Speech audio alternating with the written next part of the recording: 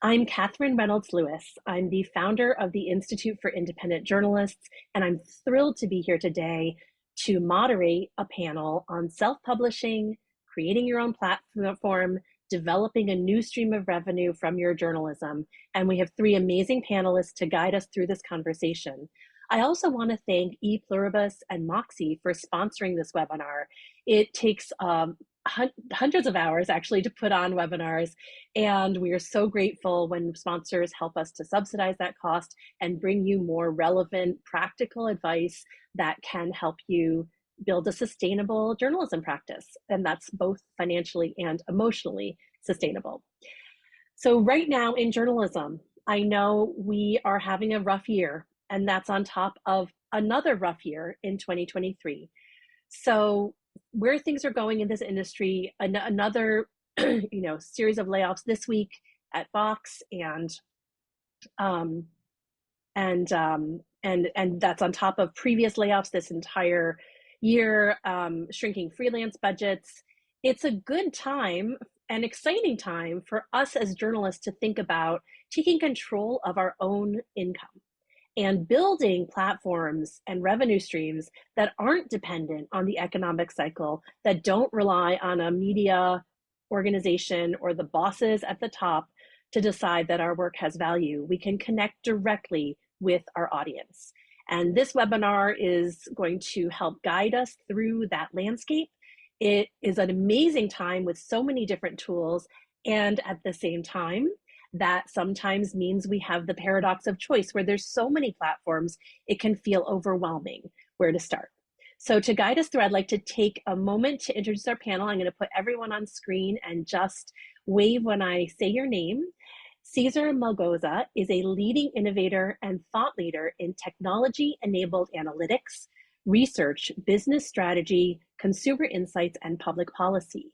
He was the founder of Geoscape, and has had a long history in technology in Silicon Valley, and is now the founder of ePluribus, which has created the online voter empowerment platform called Moxie, which we'll be discussing today, aimed at revolutionizing the democratic process and also giving journalists and content creators their own platform to connect directly with citizens, with audiences, and encourage civic engagement, encourage informed public opinion, and I'm really excited to learn more about that. Damon Brown, say hello, Damon. Damon is a longtime colleague and also entrepreneur and innovator. He helps side hustlers, solopreneurs, and others bloom. As a best-selling author of multiple books, which I've got several on my shelf, highly recommend, a 2-time startup founder, a 4-time TED presenter. Damon co-founded the popular connection app Cuddler and led it to acquisition. He has an amazing free weekly newsletter, a YouTube channel. We'll be talking about all of those platforms, and just so much wisdom. I always learn from Damon when I interact and speak with you. Thank you for being here. Super honored to have our third panelist, definitely not least, Neida Sandoval, who you know, who was a prominent anchor for the 2 largest Spanish-speaking broadcast networks and content creators in the world, Univision and Telemundo, before she launched her own YouTube channel and Instagram show. So I know she can really talk about bringing your audience to your own platform when you've developed it in mainstream media. Thank you so much. All 3 of our panelists have such illustrious backgrounds that I can't read them all, but they are in the chat. And if you're watching the recording, we will put them in the notes so that you can read about their background as well. And we're so grateful also to Moxie for giving our community a discount code to try out the Moxie platform free of charge for 2 months. So look in the chat for that, and we'll also put that in our newsletter on Tuesday when we send out the recording and in the notes for this video. So I'm going to dive right in with questions, and I'll switch back to speaker view. And before I do that, I will also share the results of our poll. So interesting. So it looks to me like we're about half and half. Some people already have a the platform, excuse me, and some people are thinking about it. So you can see the results here. And interesting also that we're sort of divided between a newsletter and a website. And nobody on YouTube who answered the poll, at least. So we'll have to get into that because I know Damon and Neida have both found YouTube very, very valuable. And unfortunately, 75% find the revenue is less. So we will hope to change that with this webinar and amp up your income. So let's start with Damon. Can you share a bit about your path to creating your own content and building your own income streams that you control? Absolutely. Thanks for having me. And like, we go way back. So, this is my jam, as a lot of my mentors have said. And so my main thing is helping non-traditional entrepreneurs, side hustlers, solopreneurs, and other folks of that ilk. But I actually started it in traditional journalism. 2 degrees in journalism, master's in magazine publishing. Northwestern University, was raised by the old dogs there. A lot of them have passed away, so they were pretty much up in age, but they raised me as far as understanding newspaper rooms and the leads and all those details like that. Very traditional background. It was in the year 2000. I graduated and all the jobs kind of evaporated. If you remember, it was the dot-com burst.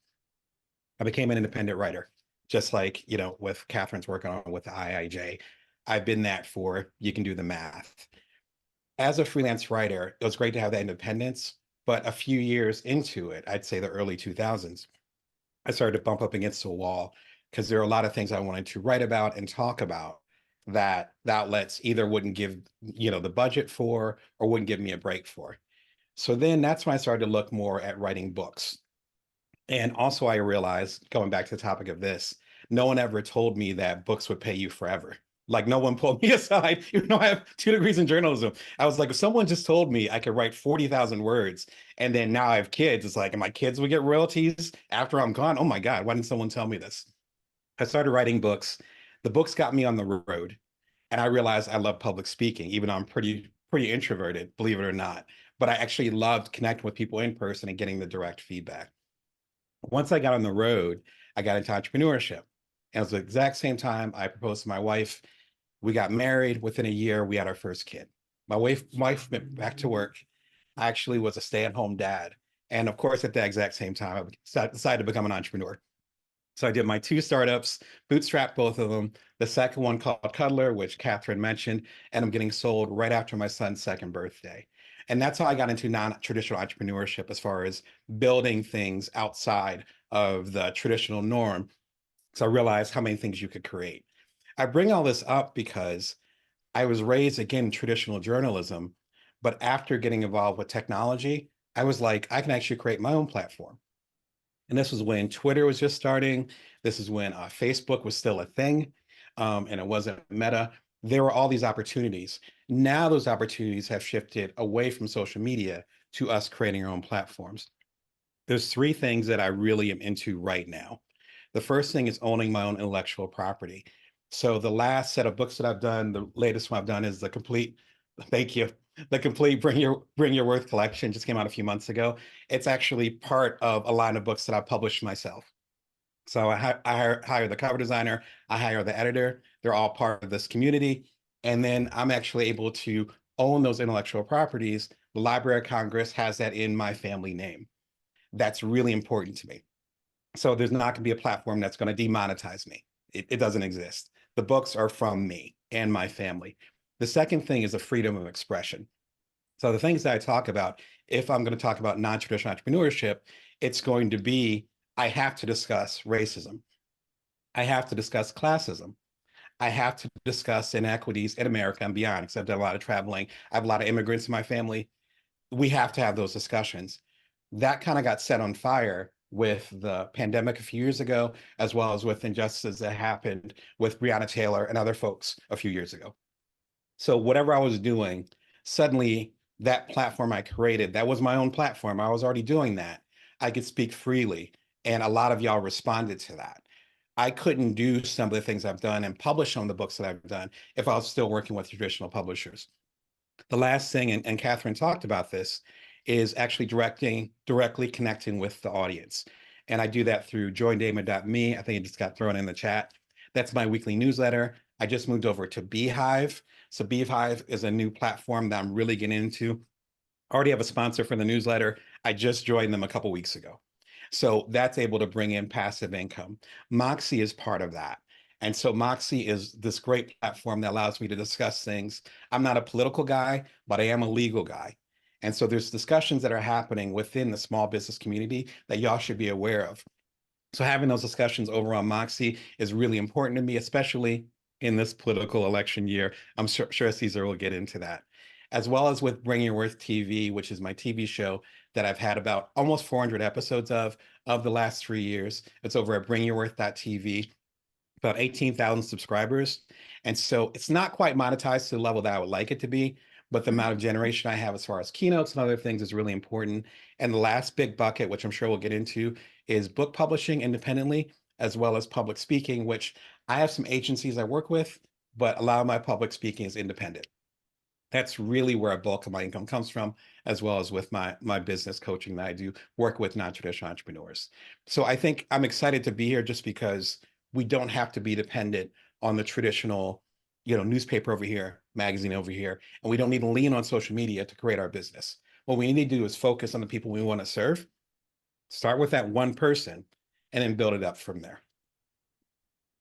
Love it. I really appreciate that, Damon. And it's so inspiring for me to see your trajectory. Neida, one reason I started with Damon is because he really built his platform from scratch.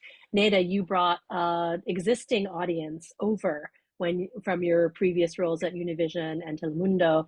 Can you tell us about your career in mainstream media, traditional media, and the transition to becoming an independent journalist, launching a YouTube channel, an Instagram show now, and creating a portfolio of work that supports your family? Katherine, I am so excited to be part of this conversation with Damon and Cesar and everybody that is connected. I was born in Honduras. I came to the United States when I was 25. I was married to a U.S. military guy. He passed away 2 years ago this February. So I'm a widow with 2 kids that are 21 who were raised in a bicultural, bilingual home. My husband was from Tennessee and I am from Honduras. I started my career this year, 45 years ago, when I was 17 years old in Honduras. And then I did 8 years in television programs in Honduras, like a host of shows, the various shows, TV and radio. When I moved to the United States in 1987, I learned what being an immigrant and a Latino and a Latina and a Hispanic, those words, I didn't know them before because I was a Honduran woman from my country. So with my husband, I learned what to be an American is. And I felt very proud to be in this country where I had the big opportunity to continue my career as a journalist. I became a journalist in this country. I lived in New Mexico first, where I co-founded the first Hispanic newscast in 1988. And I learned from the Mexican community that had been discriminated many years before. And I learned to feel for the Latinos living in this country. Later on, I went to San Antonio, Texas, where I worked in the Hispanic TV network there. It was part of Univision network then. I was doing the local news as a reporter. I was doing the 11 p.m. newscast, and I learned about the community in Texas. So I learned about the Southwest. And I was the national correspondent for Univision Network, where in the 90s, I had to cover all the news on the border between Mexico and the United States. So then the Mexicans were trying to cross, and a few Central Americans. In 1997, I moved to Miami to co-found the morning show Despierta America that became a household name for the main Hispanic network, Univision. So I was one of the co-founders with 2 Mexicans and 1 Puerto Rican and this Honduran Central American. It was beautiful because we created a phenomenon with the iconic show that has been duplicated many, many times in all Latin America. They all have the morning shows using that first program that we created where I had the serious part of it. I would inform the news, and then we had cooking segments, and we had what the morning shows are today. Even the Anglo market co-host of the morning shows were like watching us. What are they doing? They're dancing in the morning, and then she's serious giving the news, and we're doing interviews about health and women's issues. And it was a beautiful school for me. And I think that connected me and my co-host with our community that is very diverse in the United States, the Hispanic community that comes from all places in America. And we have created families in this country that represent, our culture and the culture of bicultural homes. And that's the case of my kids here at home. So I represent a community that is growing and that is facing many challenges right now. Immigration is a big issue, not only for us, like me, that I am a naturalized citizen that can exercise my right to vote and to speak freely because of what I've lived through my career. I have the power to tell my community what I feel, what I think, and I get this personal connection that began in television, but that continued through social media in 2019 when I decided to open my YouTube channel after I was fired from the morning show, the news, as a news anchor in Telemundo network, because the Hispanic networks have been creating this phenomenon of, they are trying to connect with the millennials and this new generation, and they have been discarding the veterans and the old generation. And I think that's a mistake, because if we unite the veterans and the young generations, we can really speak for our community and understand the issues in a better way. But they have made a lot of mistakes, I think. But thanks to social media, we can create our own content. In 1997, when I moved to Miami, I covered news that impacted the history of the United States. I was the first news anchor to narrate second by second the 9/11 attacks. And I have covered many, many news. And that gives me the power to become a credible source of information for our community, even now that I am the sole responsible for whatever I produce, every content that I create, and that connection with the people, that they can believe that I am a credible source of information. And for me, that is so important, because we are flooded with misinformation in social media. So thanks to social media, journalists like me weren't silenced. We actually became more empowered, because now we don't rely on a logo of a powerful network like Univision, in my case, that I worked there 23 years in all the positions, from local reporter, local news anchor, national correspondent, morning news anchor for the big network, the Univision and now Televisa are and then the morning show in Telemundo for 2 years. And then I just felt more empowered when I created my YouTube channel. And what I decided to do with my YouTube channel in 2019, when I was learning, and I asked my kids, what is YouTube? I had no idea, because I got from a generation of zero technology, and I had, been forced to learn and to read and to go and Google everything that I could, and spend many, many hours and staying up until 5 a.m. learning to edit in my phone, because I decided that I was going to be a mom that had a husband with cardiac complications, and I had a demanding job, and I had 2 kids that are growing up, that were teenagers. And I said, I lost my job, but I'm not going to lose the ability to be a powerful communicator for a community that needs my message, because I know how Mexicans and Colombians and Central Americans and Dominicans and Puerto Ricans and Brazilians and Peruvians and all this community that lives also in Chicago and Texas and Florida, in New York and Idaho, that are not only living in the USA, but they have connections to the Latin America where I come from. So I knew the feeling of being an immigrant. I knew the needs that my community have for information, because they're so busy working, like everybody in the United States. We're always overworked. lack of sleep. We don't have time to read the New York Times from top to bottom. We don't have time to read the Los Angeles and the Texas, Dallas Morning News, and then see all the newscasts and then check our WhatsApp. We have to work. Yes, so I and think so you do it for us. Yeah. So our job as journalists, as a reporter, is that you hear so many versions of a story, and then you create a 2-minute story. Now it's shorter, a minute and a half.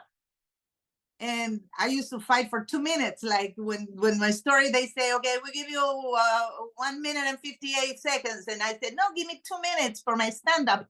And I will fight for those seconds. So I know what those seconds of information are crucial for our community, that you have to condense the information and give them a sense of a credible source of information that they need. So when I left these big networks and they kicked me out of Telemundo, I left Univision for personal reasons, because they were switching everything, and the options that they offered me, they weren't good for my family. So I decided, no, I'm not going to just be treated like a number. I have needs with my family, and as a woman, as a mom, as a wife, just like Damon was explaining, and I was inspired by Damon, because now I need to publish my books that I have been writing, and I'm gonna have to talk to Damon to see self-publish and how be empowered to get these rights of my writings and my message. And I like it because, just like Damon was saying, he has a responsibility with his people, with his community, with the African Americans,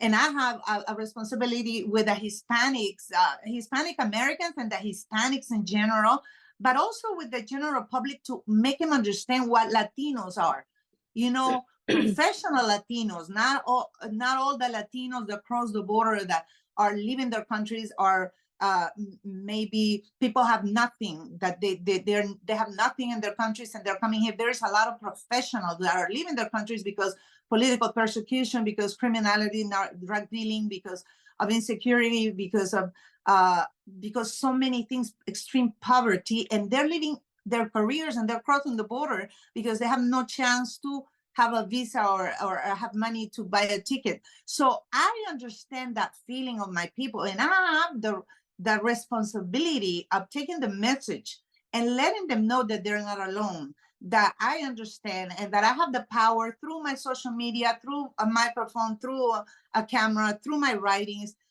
to talk about their feelings, their situation, and to give them the information that is available that sometimes they don't know that exists, about Right. programs. And we'll get into both the YouTube and the Instagram channel. So I do that this.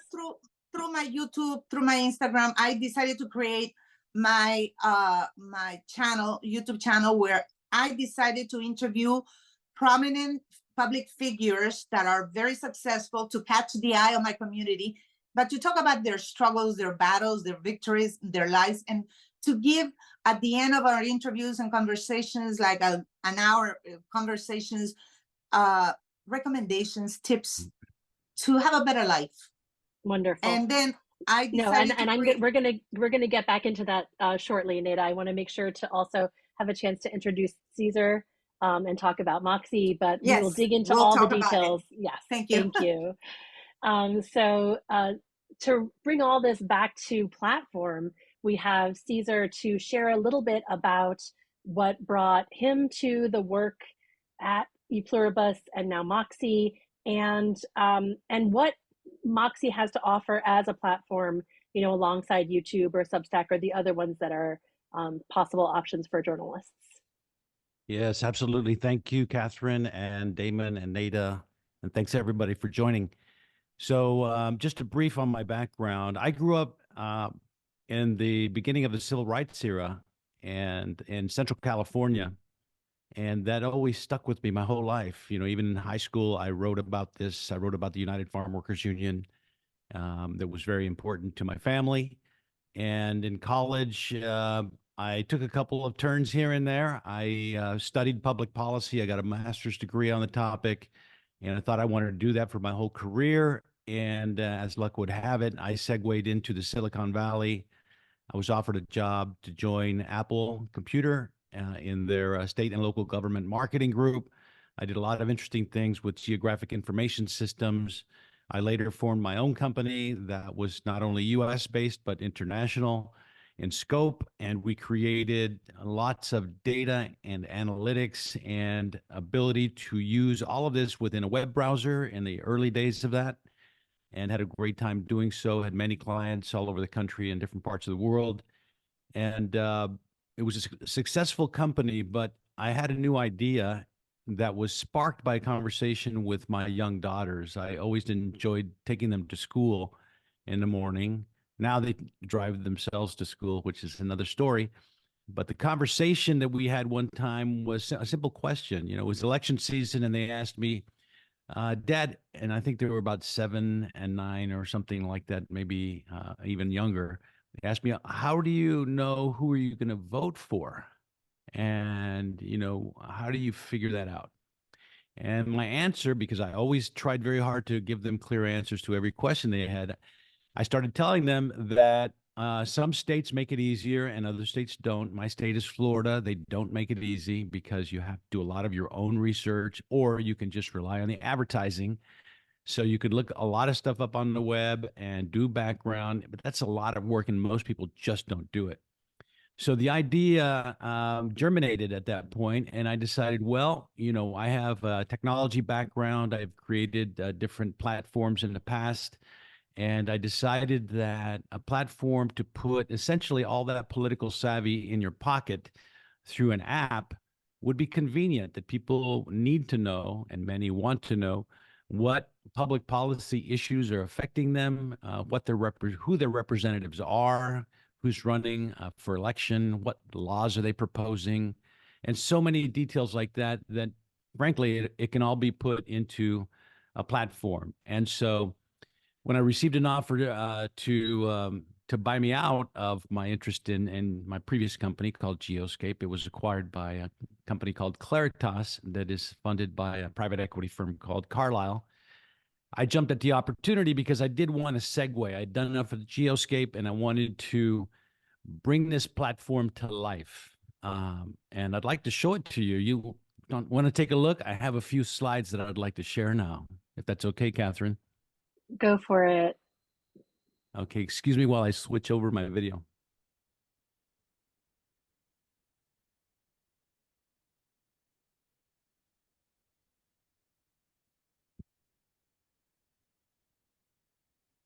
Okay, let me know if you can see my screen, please. Yep, Is my it screen looks great. visible? Looks All great. right, wonderful.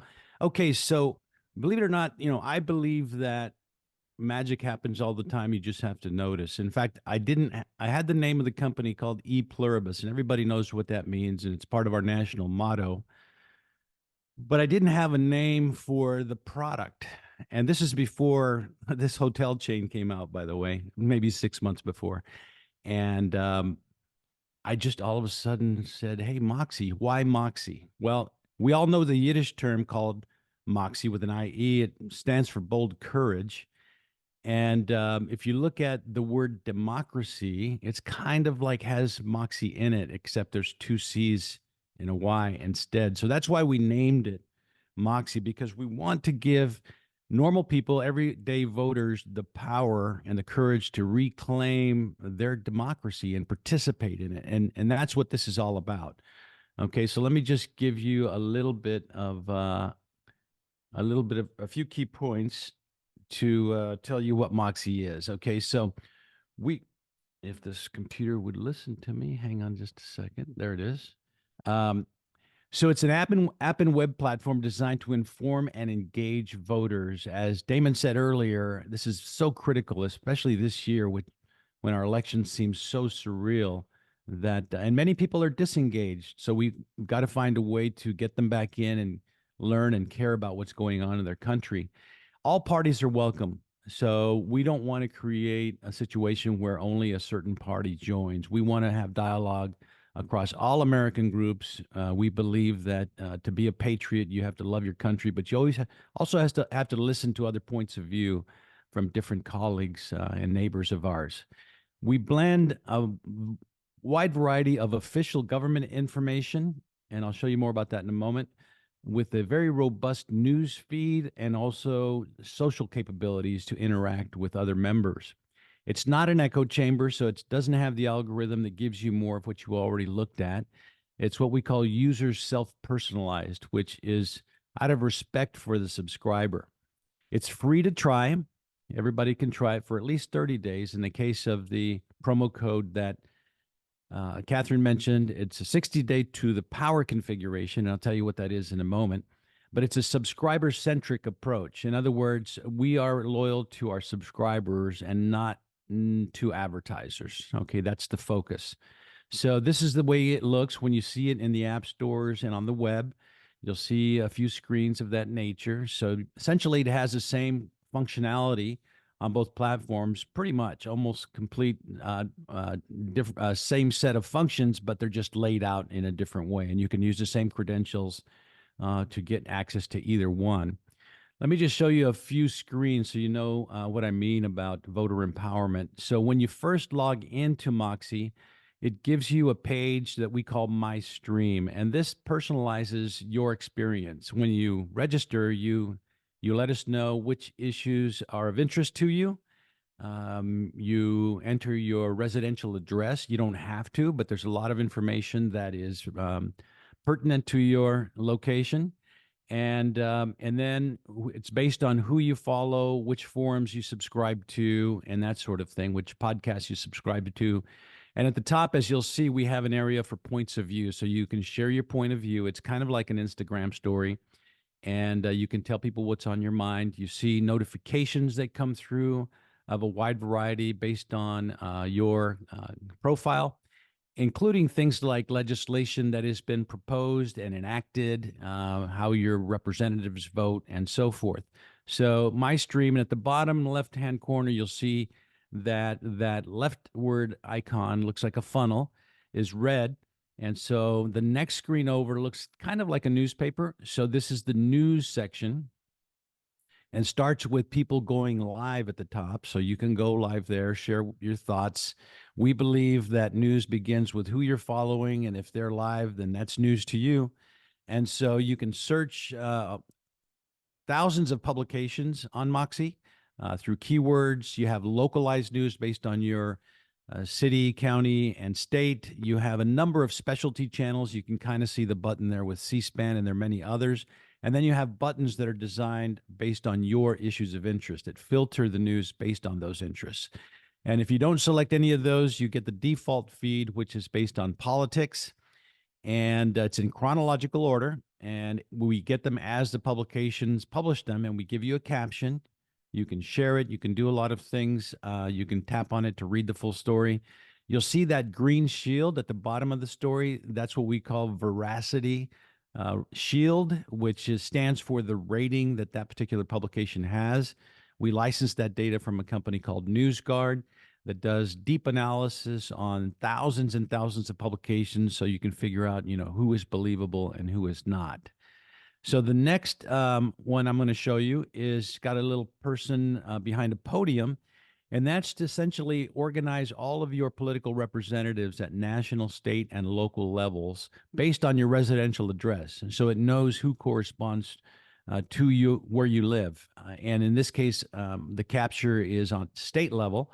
I live in Florida, so for better or worse, Ron DeSantis is our governor, and then you see the more localized ones at the bottom. And when you tap on any of those cards, we call them, you see details, lots of details about each representative, legislation they've sponsored, how they voted, where their funding comes from for campaigns, and that sort of thing. So there's lots of info there that people should know. How are they? Is this person representing you? Do they agree with your views or not? And if not, you can give them a 1-star rating and a bad review, or if you love them, you can give them a 5-star rating and a great review.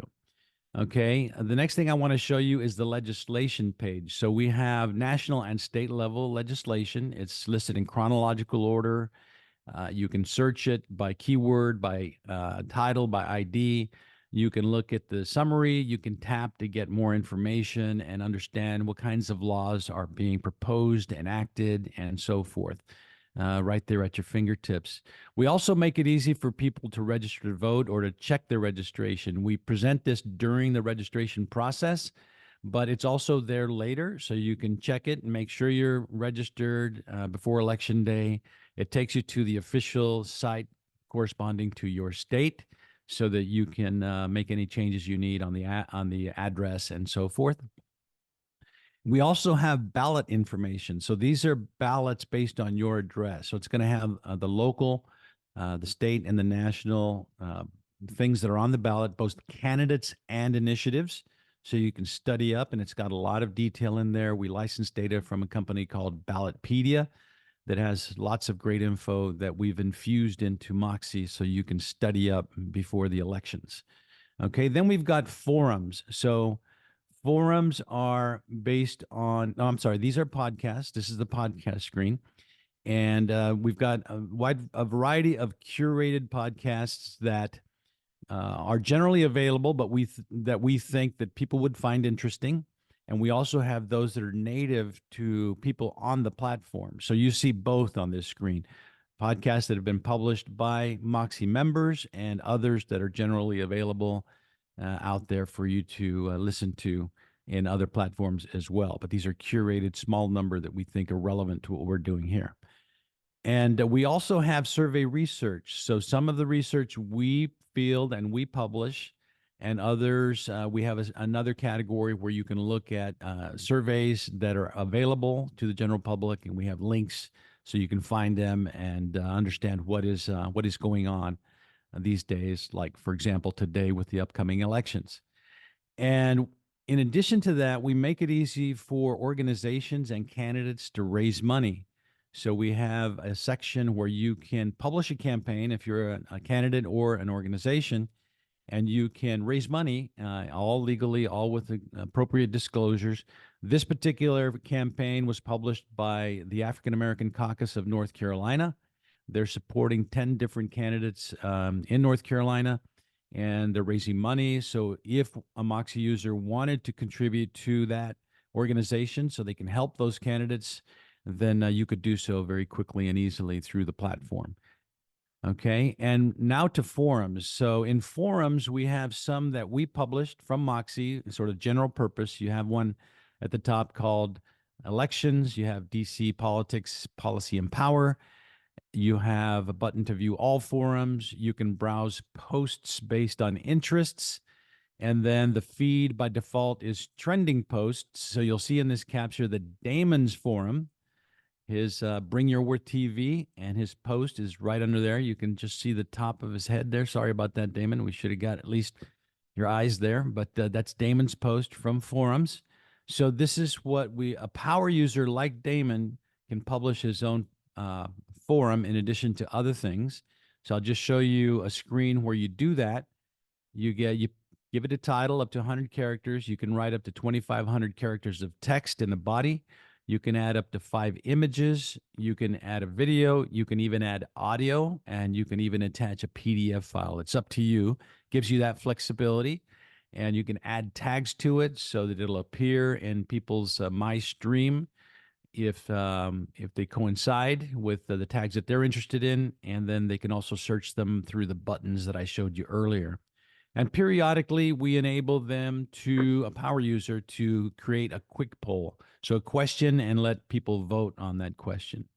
So that's basically, okay, one more. This is user stats. So this is for creators of forums and content, so they can see, how many people viewed, how many people reacted, and so forth. So you can see what kind of traction you're getting based on your content. And there's more to it than that. This is just one of the screens. Okay, so let me just keep going. And we'll get into this more in detail later. So maybe just like a 30-second overview, and we'll come back to you if that's okay, Cesar. So let's do that. I'll stop sharing, and we'll come back to this later. Great, because I know people all want to hear about the money, which actually is a pretty good, unusual share with Moxie. Yeah, money. I stopped on the monetize screen, so money piqued your interest. Yeah, the short version is that you actually get a percentage of your users as opposed to of their subscription fees, as opposed to some of the rates the way that they're structured with Substack, where you know, or YouTube. So before we get into that, I want to talk more broadly, because I know there were about half of the people in this room who had not yet really launched a platform. So I'd love to hear from Neida and Damon about, at the beginning, or even if you're sort of have a platform but you want to get more serious, how do you identify your goals for your brand, or what is your mission as a creator? You sort of both touched on that a bit. And as you're starting, what publishing cadence do you suggest? How do you start to figure that out when you're just initiating this journey? Yeah, And maybe, I think one of the challenges that we have, particularly if we're freelance and so forth, even and particularly if we're like used to a traditional structure, is that we're used to someone else setting the pace. And even as a freelancer, been a freelancer for umpteen years, we're still used to someone else saying, yes, we have the budget for it. Yes, we can do it. Yes, Damon, our audience would love that. So you're actually going to have to create your own schedule, become your own editor. If you're a freelancer, you might feel like you already do that, but you kind of don't, because it's based on the back and forth of the outlets that you write for. My newsletter at joindamon.me comes out every Wednesday at 5:55 a.m. Pacific Standard Time, Vegas time. Every single Wednesday for my youngest is about to turn 8. So as long as he's been alive. So that's the consistency. I did decide on that. For my channel with Bring Your Worth TV, when I launched it more than 3 years ago, it was December of 2020, I was doing an episode every single day. Had 2 little kids at home at the time. They were, what, 7 and 4 or something. And after like a month, I was like, all right, I can keep doing this. You know, that's why you're laughing. Like, you know, like I can keep doing this, but I'm gonna burn out. Like I wouldn't be here now. I'd be, you know, sitting yeah, somewhere, you know, having a tea. I wouldn't have the energy to do anything else. So I actually scaled it back to 3 times a week. And now I'm teetering between 1 and 2 times a week. But like I'm producing books, I'm working with Moxie now, all these things. So figure out how it's going to integrate into your life for the long term. I'm a business coach, as I mentioned in the chat. One of the most common questions I have for the people that I coach is, whatever you're doing right now, can you see yourself still doing it sustainably a year from now? Now, I tend to think 5 years in advance. So for some of the folks that think like that, think 5 years. I'm already thinking 3-5 years from now. That's just the way my brain works. But for a lot of us, it's just a year. So if you're getting up every morning, if you're and Neida, you had mentioned that, where if you're not sleeping at night and you're grinding all this stuff out in February of 2025, are you going to be in a healthy space? Katherine, you mentioned people being emotionally safe or being emotionally strong and being sustained in that way. It's not just let me get a paycheck. And so whatever schedule you decide on, make sure it's realistic. I did a marathon of live shows last September, and every single workday I did a live show. That was something I could handle because my kids started to get a little bit more independent. I had the energy for it. My book projects were done for right now. I'm like, let's do it. It was a great time. And then I was like, okay, that's enough. And I can do other things with the content I created, but that's seasonal. And there's certain things I can do now that my kids are in 5th grade and 2nd grade, that I couldn't have done even when I was doing startups. Yep. So figure out how it fits into your life. And then I'd say reverse engineer it, because the only reason why I still have a show at Bring Your Worth TV after 3 years and 400 episodes is because I actually picked a schedule that fits my life versus trying to cram everything in like I'm running out of time. Yep. I agree with Damon, Katherine. Before I started my YouTube channel, and after working crazy mornings, getting up at 3 a.m. to be live at 6 a.m. with the news, no matter what was happening in my life. When my babies were 4.5 months old, they were twins. My husband collapsed with a heart attack. And I worked 19 years with my husband recovering and my kids growing up and me facing the morning news. So when I left Univision in 2011, I was exhausted. I had high blood pressure. I took 3 years to settle and decide what am I going to do. I worked in radio through those 3 years. I did a lot of humanitarian work. I drank my coffee slower and I enjoyed my family. And then I had to go back to work because money, you run out of money fast. And so I went to work in Univision and Telemundo 2 years. And then I was not the best experience because I was uncomfortable with the way things were, because I had worked for so many years with a lot of freedom to create and to do my own stories. And I was appreciated. And then I was running out of energy to put up with a lot of stuff I didn't like. So when I left Telemundo, I said, oh my God, I need freedom of time to think. I need energy. I need to enjoy my family. I need to be happy with myself, because as creators, you have to be happy with yourself to be able to share and give good energy to others, to inspire, to connect. So thank God I had this public that was loyal to me for so many years. And I didn't use social media before I was working in the big networks because I was too busy working. So when I left the networks, I realized I had all these people there ready because they were so upset that I left my morning show, and they cared about my work. They loved me. They appreciated my job, my work, my professionalism. So I said, okay, I need to reconnect with my public. That was my first thing, to say thank you for being there for me through good and bad. So I was not thinking about, oh my God, how much money I'm going to make? Because when you think like that, you're going to be a good reporter, you're going to be a good journalist, you're going to be a good professional, because money is important. But connecting, especially as a communicator and journalist, with your people, your public, it's a must to be able to have them there listening to whatever you have to say. I am very clear about that. I always appreciated my public. So connecting with my audience to me was the main thing. So when I created my YouTube channel, I had no idea what I was doing. I talked to my kids, like Cesar was saying, he talked to his daughters, and I said, what is YouTube? How does it work? So I created, I learned, I read, I prepared myself for this new task. I took it seriously. I remember something that I read somewhere that it said, treat yourself like if you were your own manager.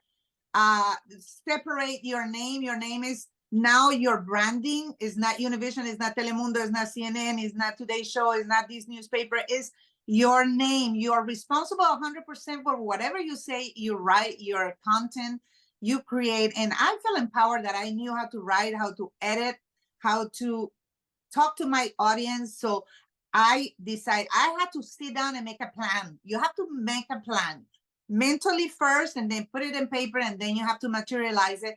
You need to think long term, because social media, you're not going to become a millionaire in 1 day or in 2 days, or you're not going to have a big source of income if you think that you're going to do it within 6 months. You have to sit down and understand that this is a long term. Just like you, when you became your career when you were 20, and then you're 30 or 40 now, and you're encountering this situation, or if you're a young person that wants to diversify right now, that's smart, because you have so many ways of doing it.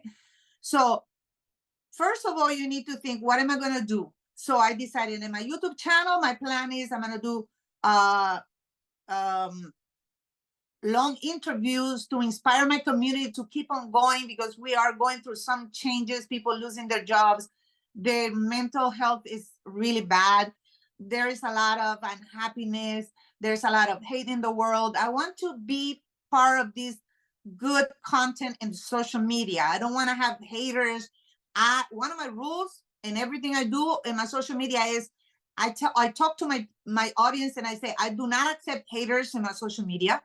I do not accept insults, because we have too much of that in social media. So this is a healthy space. I'm opening the doors of my space to you, and I want to connect with you, but we have to have healthy conversations about any issue. We disagree with respect. And I know I represent the Hispanic community, but I can talk to any people from anywhere, because I respect our differences, and we have to show that as communicators. My second thought was about your also, I'd love to hear, you do a YouTube show, and then you also have an Instagram show. I created my YouTube channel 5 years ago, and I'm so proud because I have been very consistent about what I produce there. I have my long-term inspiring interviews there. Then 2 years ago, I said, okay, I need to create some other space where I can be more journalistic. So I opened this show in Instagram, and only on Wednesdays, because like Damon says, you can create things every day and make income every day and more income, but you are gonna become crazy because social media can consume your brain and your life. And so I decided, okay, I'm gonna do it once a week on Wednesdays from 5 to 6, sometimes 5 to 6:30. I go live and I talk about the news of the week, so my audience is informed, and then I give a little bit of my opinion. I read the messages of people that are connecting with me live. Then I tell them how I am feeling, how I'm doing, because they want to know my personal life. So I'm very careful about it, but I always tell them, I'm not feeling great today, but I'm here with you. I want to inspire and connect with my people.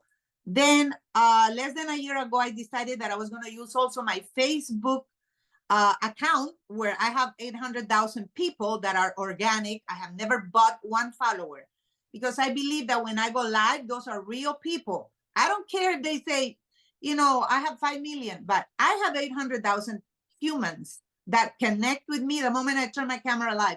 So I created that space that is called Borrando Fronteras, erasing borders, but not talking about immigration borders. I talk about Borrando Fronteras. Erasing borders means we can talk about any issue: religion, health, education, politics, immigration, because as a reporter and as a news anchor of main networks that I am connected with the people, I can talk about any issues. And then as a mother, as an immigrant, as a widow, as a wife, as a Latina.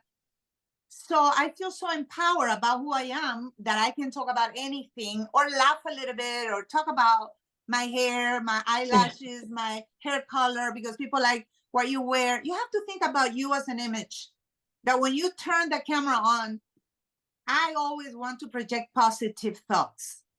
Yeah. I don't share my ugly side, my sadness. I share it when I have overcome it, because there's so many pain and suffering in the world that I want to be a source of, here I am, let's have a coffee. Oh my God, what a day, la, la, la. I share a little bit of that. Then I share news that are happening in Washington and Central America and Mexico. And then I go back to talking to people, acknowledging their presence, and people like to feel acknowledged. Yes. And now, and we're going to get into, we're going to get into the details more with both you and Katherine, Damon. before you cut me off, I want to say that I'm so excited, because I am in all the platforms, including Twitter, now X, and Threads, and LinkedIn, and I use any door that is open to take a message with the different audiences that we have in the different platforms. But now I'm excited that Cesar invited me to be part of Moxie, where I am exploring a new tool that I haven't explored in my 45 years, writing. So I'm writing my thoughts on news that are happening that impact our community in the United States, and that connect with Latinos and overall with the audience, because we are a big community in the United States, no matter what color we are. And I'm going to start my podcast soon, Cesar. And I'm excited about that too. So thank you, because this is great that we can monetize through so many ways. And also, when people see us in these platforms, they call me to moderate conferences and they pay me good money, or companies that want to add your name and your content, social media, and your image. And then there's a big chunk of money that you can negotiate with these big brand names that they want to have you as part of their image. So being out there is good for many reasons. Yes. And I'd love to talk specifics with both you and Damon. We only have 15 minutes left, so I want to hear very briefly, Cesar, if you could just overview sort of how the partner program works and what the money angle is. Then we'll go back to talk nitty gritty about like dollar per view on YouTube versus, appearances or other revenue streams or book royalties and all that with Damon and Neida. Yeah. Wonderful. Wonderful. Thank you for that. Thank you for the opportunity. Let me go ahead and I'll try to do this quickly. So we call it a journalist partner program. Okay. And Neida and Damon are among the first members of the program. We have a few others so far. We're inviting everyone on the on the webinar to join. There's two levels. One is gold, one is silver. Excuse the simplistic naming there, but if you have another name, let me know. So if you have at least 10,000 audience members and other platforms, you can inquire, or may invite you to become a journalist partner. If you don't, you can also get in if you have at least 100 members that you've invited to Moxie and they've joined. So there's two ways to get in. And so, like I said, it's by request or invitation. And so what we do differently is this is about sharing subscription revenue. As I mentioned earlier, Moxie is a subscription-centric platform, and there's no additional fee. It's just we share the subscription revenue with our journalist partners. It's not based on advertising CPMs, and it enables you to create a multimedia platform, not only a forum, but a podcast series, live streams, and other things that you see listed there. So the way you And make what's the money, percentage of subscription revenue that's the share? yeah, let me just show you that perfect question. Thank you for the segue. So the percentage is based on gold and silver. So it's basically all the revenue minus the fees that Apple and Stripe, who we use for processing, takes from the platform. And subscription fees are $199 for basic, $499 for premium, $14.99 for power, which is really the creator version of it. And so for gold, as you can see in this little matrix, it's 50% of the net revenue. So I just have an example here. This is a simulation. So if you look at an average amount per user per month, let's just look at the middle if you want, the middle range, $3.25. So if you have 1,000 active subscribers who are paying, half of the revenue, approximately, if you use this average, is going to be $1,625 a month if you have 1,000. But obviously, you want more. So by the time you get to 10,000, that becomes $16,250 a month. Okay, that's your share. And ideally, you have around 100,000 if you can. Then you can even hire staff if you wanted to, with that kind of money, because you'd be making 162,500 a month, which is essentially half of the subscription revenue. I have the similar matrix there for the silver platform, and you can graduate from silver to gold is also possible. So we're talking about the ability to make some real money and make a real living on the platform, mostly because we're subscriber centric. We're not selling views on other platforms like I think we'll get into now, but usually you have people like YouTube that pay. I just looked this up and did some research. It's more complex than this, but they usually pay by views, and like less than 2 cents a thousand for YouTube, so $18 for 1,000 views. And then Twitter is very complex, and it's based on subscriptions and ad sales. Facebook is right around similar to YouTube in a lot of ways. Let's just call it, give them the benefit of the doubt of 2 cents per view, or $20 a thousand. And Instagram is more oriented towards doing sponsored posting and letting creators make money in that fashion. And TikTok is related as well. All these platforms are advertising centric, so they need to pay you a very small share of the views of the advertising. So our approach is much different. You bring people into the platform and you share in the proceeds. And the user, like on Substack, they have to pay separately for every creator. In this case, you get everybody with the same price, and all we do is we share the revenue with our journalist partners. Okay. Great. So, And can you yeah. just clarify the 3 levels? Was that sort of an average of the 3 different subscription tiers, just hypothetical? Yes, the levels, the 3 tiers are those are just simulations. So if you look at the price, it depends on if your users buy the basic version or the premium version or the power. So I'm Got just it. giving you 3 ranges. It'll end up probably somewhere around here, because some people will want premium, which doesn't have advertising, has a bunch of additional features. So it's going to be somewhere in this range. Great. So those are Got it. just 3 examples. Yeah. Thank you. Welcome. Wonderful. Well, thank you so much for that overview, Cesar. And folks, if you have questions, please put them in the Q&A. We're going to get to them in just a second. But I will, if that's wraps up your comments for now, Cesar, I'll go to Damon and Neida to talk a little bit about sort of, love to hear, you know, when you look at your portfolio of revenue, right? What portion comes from, you know, YouTube channel versus book royalties versus speaking engagements versus, you know, when you know, talk about your platform itself, and then also the add-on, you know, appearances that come because of that platform to begin with. And maybe Yeah. start with Neida. Oh, go ahead. Okay. Katherine, I learned from the public. They have guided me through YouTube. Sometimes I have published an interview that gives me $0, and then I have published an interview that gives me $1,000 or $1,500, and I have always been like furious about it. But you have to remember that in YouTube, everything counts. You know, the title of your content, the wording that you use, you can be censored. And the sponsors can place their commercials accordingly to your content. So it's been very interesting, but the human stories always gives me more money.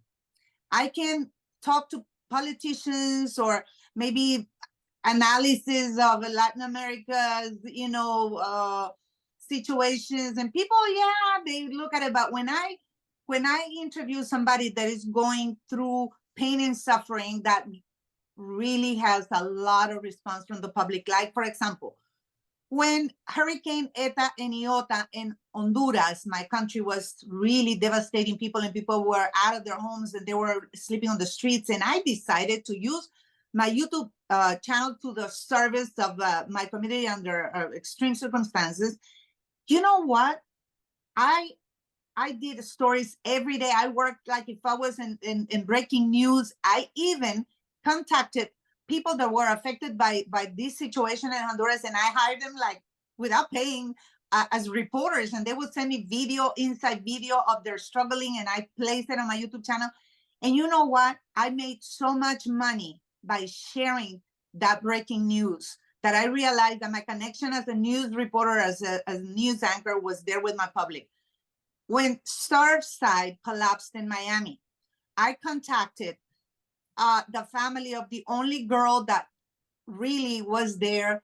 Like, it was a powerful story. This girl came to Miami to serve as a nanny for this powerful family of the president of Ecuador, and nobody was talking about her. So I became a reporter again, and I went out of my way, and I did a WhatsApp interview because there was no other connection with bad audio and stuff. And that interview was so powerful that gave me a lot of income.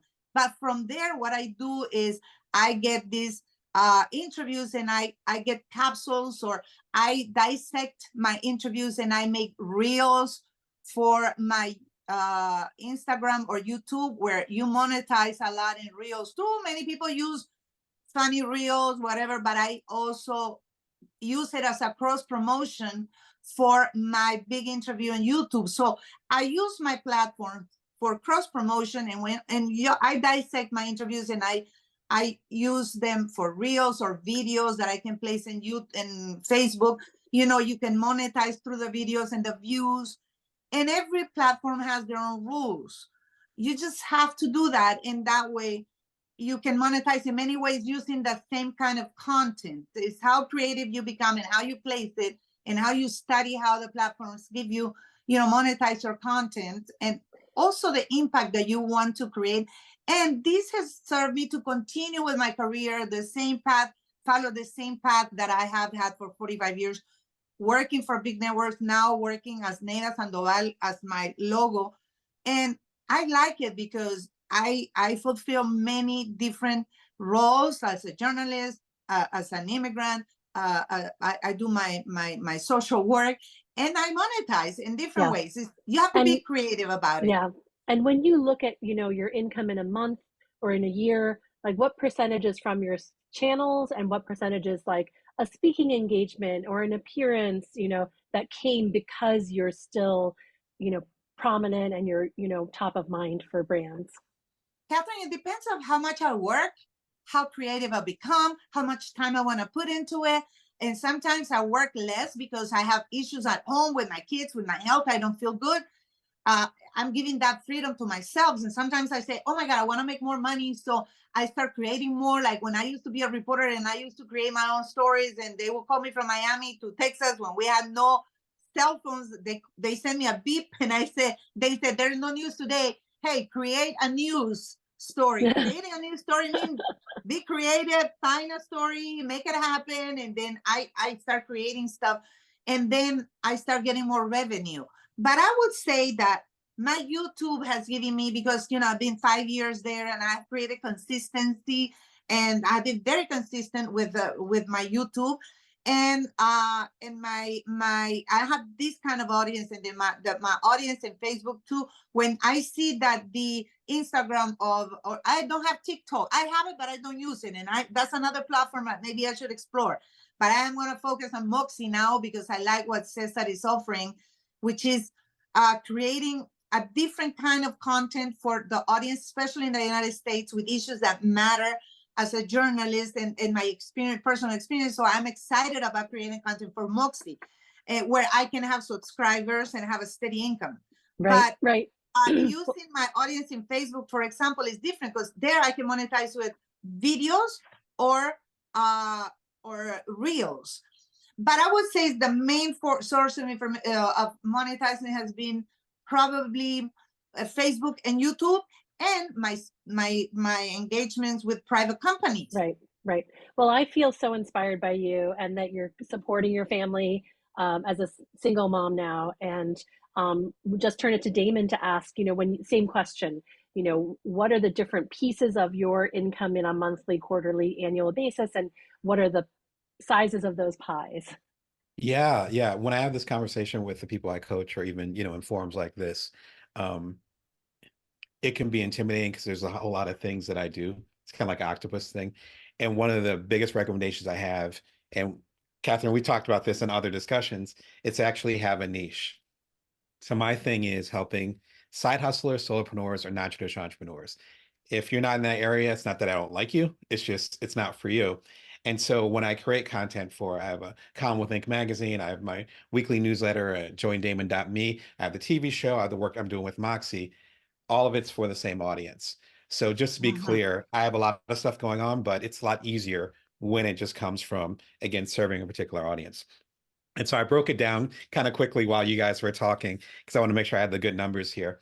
So about 30%, actually, I'll go backwards from here. About 20% of my income comes from speaking. So that could be public speaking in forums. It could be in person. It could be sponsored public speaking. It could be behind closed doors public speaking. All of that stuff. I make a living as a public speaker. 25% actually comes from business coaching. So helping, again, the non-traditional entrepreneurs. What's key though, is that a lot of that, my Silicon Valley folks, and you don't understand that, Cesar, that's considered deal flow. So that when I do a newsletter, when I do an appearance, whatever, Neida was getting at that, where that ends up being a way for people to connect with me, end up coaching with me. So it's kind of a meta thing, but it's important to think about it as a whole system. And the book Good to Great, they call that like a flywheel, where you start with something first and then you add more to it. And it's kind of like the Flintstones, where it's like a wheel spinning. That stone wheel keeps going. At this point, I've been spinning that wheel for about a decade. So it makes it easier to get more business coming in. 25% will come from content. And I hate that term, but I can't think of a better one. So I still do a lot of journalism. You'll see my name in different columns and so forth. The second thing is you'll see me as a ghostwriter. Well, actually, you won't see me, but I'm a ghostwriter for different publications. And I do a lot of ghostwriting as far as helping people with their public speaking and writing speeches for them and stuff of that nature. And it falls into like my Inc. column and anything that kind of falls into that writing or communication umbrella. 30% of it, though, which I think my numbers add up, is all connected to passive income. And that's the YouTube channel. That's, again, my newly sponsored newsletter. It's not a new newsletter, but it's newly sponsored. With that, and with, more importantly, I own all my books. And there's a lot of books that I actually did in the past that I'm negotiating to get my intellectual property back from. So if you're in that situation, you can actually talk to the publisher and say, hey, this book isn't selling like it used to. Can you revert the rights back to me? And I've had a couple of those negotiations that have gone really well, which means I can republish them. And also the audiobooks of them can actually go onto my YouTube channel, which pumps my subscribers, which leads to more advertisers. And so all that stuff is kind of connected. I think I got all the pieces of the pie. And so for Yeah. me, I think it's really important to look at it holistically and not say, I'm going to start a newsletter. And as Nana was talking about, I'm going to start a newsletter. I'm going to make a bunch of money. I think you need to look at it more holistically and say, no, I'm working with Moxie. There's a great deal that we're working with, and it actually falls into that area of the people that I serve. And I haven't served them this way because we haven't talked about a lot of legal or government stuff. Great, let's work together. That fits into a bigger pie. And then that allows me to create hopefully good content and have these great discussions, ideally without burning myself out. Yeah. And that for me is a juggle that's worked for the last couple of decades. Amazing. Yeah, it's so true that when you get paid, $10,000 to go speak to a conference of 400 people, some of those people may end up being clients. So it's sort of like the event fee, but then there's also the business development and the exposure. So the good kind of exposure, not the out in the Exactly. cold. Right. Not the one that you die from. Exactly. The one you get paid from. So I hope it's okay if we stay just 5 more minutes, because we do have a question from the audience, and I want to also talk about, Neida and Damon, your experiences with Moxie. Cesar, can you share, does Moxie include information on local politics, like down to the level of city council races? Because this person said they're a black hole in many areas. Yes, and when you look at the elections page, you'll see ballots, and those include for the top 100 cities so far. We hope to expand that in the future. Top 100 cities in population, you get the city and the county level elections and any initiatives they may have on their ballots as well. And in your news feed, you get the local button is not based on your local newspaper. It's based on stories that mention your city, your county, and your state. And they're listed in chronological order at that level. So first your city, then your county, then your state. So it's localized news. And then you also have a localized ballot as well. Wonderful. And then a final question just to wrap up. I'd love to hear from Neida and Damon. What I know the Moxie platform is relatively new. In your initial experimenting with it, what advice do you have for journalists who might be interested in using Moxie? Well, and I'll start with, go ahead. Okay. I think it's great. I am new to Moxie and I get excited like if it was the first time that I'm going to do something, because I start, becoming more creative, because like Damon was saying, you need to know your audience, and you do so many things, but you do it for one audience, because Damon has his audience, I have my audience, and every time we go to public speaking engagements, we are recruiting like the army, new people to your audience. But that's your audience. They want to hear you, because this is the beautiful thing, is that anything you create is you. They want to hear, they want to read your writings, they want to hear your opinion, they want to connect with you. This is beautiful, because it's a personal connection with these people that are in your spaces that you create. You are the creator of these spaces. So I am thinking, what am I going to create in Moxie to bring my audience from YouTube and Facebook and Instagram that I have been working with for so many years, but I'm going to create new things for them that I haven't explored, like writing. I'm going to create a podcast talking about things that I don't have on my other platforms. So it's a brand new dessert, a new dish, like a chef, you're creating. A healthy one. And I love it, because I'm excited, because that gives me good energy. It shakes my brain. What am I going to create for Moxie? What am I going to do? And I'm thinking every day, because I already know what I do for YouTube. I follow my path. I know what I give my audience in Facebook. I know what I give my audience in Instagram, and then in Twitter and in Threads. What I do is I promote my content from these big platforms. But I was just thinking right now, okay, how am I going to bring people to Moxie? Because it's a platform in English, but I'm creating content in Spanish because I believe that we're a bilingual community, you know, more than 62 million people and plus in the US, but all the people that I get connected through Latin America and beyond, because people connect with me from Spain, where I have a lot of Hondurans working there, and Poland and Italy and many countries, because we are one world. And if they have Wi-Fi, they have internet, they get connected because people want to explore new things. They want to explore fresh content, positive energy. And I like that. That's my main thing with my audience. So I was reading some messages from Victoria Swan in New York City. She says she's a freelance business journalist recently laid off. And I say, Victoria, you have a world of possibilities. Don't be afraid. Lose your fear. Start being creative. Do what you know what to do, what you've done for the big networks or big companies, and do it for your own. Hannah Jasharov, she says she is exploring freelancing. And then Jimena Gonzalez, I love it. She's based in Guatemala City. She's a Guatemalan American, and she is here with us in this webinar. So Jimena, you have so much to give. You are Guatemalan American. You know how many Guatemalan Americans we have? A lot of them. They're hardworking people. There's a lot of women like you. Don't be afraid. You see so many ways to say what you have to say, to create your own content, to make your own branding and make money. Don't be afraid. You know, it's up to you what you want to make. Really, Yes. It's up to you. How much you want to work, how much you want to put into it, whatever you want, how many hours. Be creative. Say what you have to say and make a positive impact in your world. To me, that's a key. That's important. It really resonates with me also because the Institute for Independent Journalists really grew out of my own need to just connect with other journalists in the pandemic. And I leaned into, like, every webinar we do, I learned something new, like about negotiating back the rights to your intellectual property, and leaning into that with, of course. Katherine, I want to say one last thing. Do you know how sad I feel when I see so many colleagues that have been displaced from their works because people are making bad decisions in the networks or in the newspapers, or, you know, they're not appreciating our knowledge, our information, our connection with the community. They are really making bad decisions. And I feel sad when I see a lot of my colleagues doing real estate, looking for other sources of income, like selling houses, which is fine, or doing other works.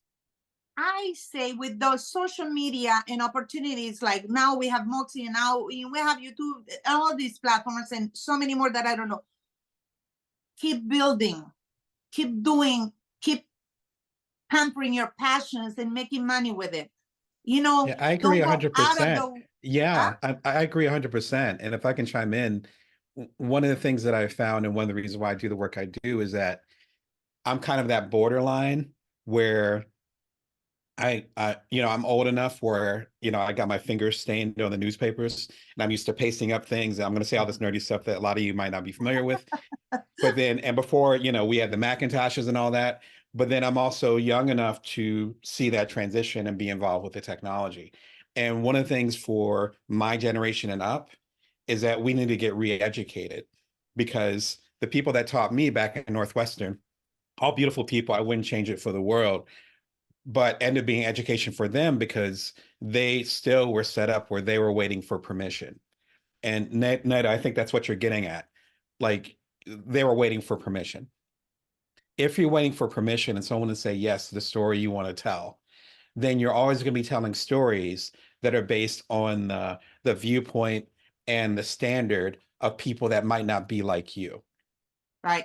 And so non-traditional entrepreneurs, I came up with that term. No one was talking about that. Being a now middle-aged African-American, a stay-at-home dad, and taking care of the babies now who are now 10 and 7. Doing that wasn't a discussion point when we had our kids. So if I waited, and if you wait for the permission for somebody else to go and get down in that particular niche that you have, then you're going to be waiting forever. And by the time you actually get that permission, it's going to be the next thing, or someone else is going to be in that place. And so I agree 100%. Moxie gives the opportunity to have that discussion. And for me, the politics, or particularly the legal and the government side, I have touched on a little bit, but not that much. And Mhm. so, like Netta got at, it's not just a matter of saying I'm going to, get more people into my audience. It's also a matter of how am I going to serve this audience uniquely. And so for me, Moxie gives the opportunity to do that. And I mean, Yep. again, you're tired of me saying this, Cesar, but this is the year to do that. So, Yes. It is particularly here in indeed. the States, I can't speak for the rest of the world. I've done my traveling, but I can talk about the United States. This is Yep. absolutely the year to have that discussion about how government is run, how politics are run, and how we're going to structure things ideally better for our kids coming up. Yeah, and Love if it. I can just add a little And bit to I'll that. give everyone Okay. 30 seconds. I will be timing you to wrap up. Okay. Can I go next? Yes. Okay, so I'm going to use my 30 seconds in the following way. Everything we've already talked about is critical, but one thing that's fundamental to all of us is our U.S. Constitution. And part of the Constitution is the First Amendment, and part of the First Amendment is freedom of the press. If people are getting laid off left and right, being underpaid, being over editorialized, that's a threat to our Constitution. It's a threat to our democracy. So guess what? I'm here to help, and this dream's coming true. That's it. 30 seconds. 28. Neida. No, when Cesar told me that, I said, are you going to be checking my writings and my videos? He said, no, you're free to create your own content. And I said, really? Because to me, what Cesar is saying is so important. We have a content to create. We have a message. We have the authority to speak about things that we know, and we represent the community. We have an audience to serve, and with respect and following the rules or respect to me matters, but more so exercising the freedom of speech, but also giving hope to people. And we can talk about any issues. We can be of service to our community. We can make money and monetize what we do, because we should be paid for our work. But Amen. we should be paid and well for our work. But we have a responsibility with humanity, with our community. We live in the United States, and we know things that other people don't know. And we should use these platforms in a very smart way. And I think that we shouldn't be afraid, like Damon says, to say what we have to say and to respect what we've done for so many years, and enjoy every day and spread good energy. People need it. People are struggling every day. Wonderful. So, Yes. so spread love and knowledge, because if you have the information, you have the power to make right decisions. Okay, Damon, you'll get the last word. All right, I appreciate it. So